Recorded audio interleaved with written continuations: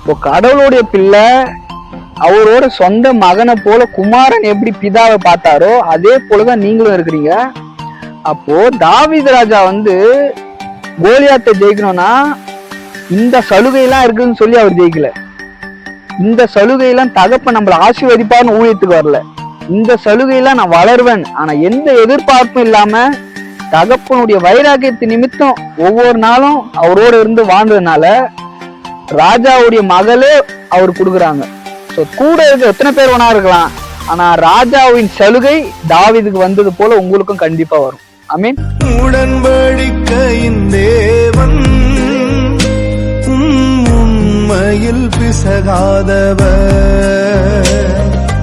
தாவீதுக்கு நான் பொய் சொல்லி என்று சொல்லி சொன்னதை நிறைவேற்றுவீர்.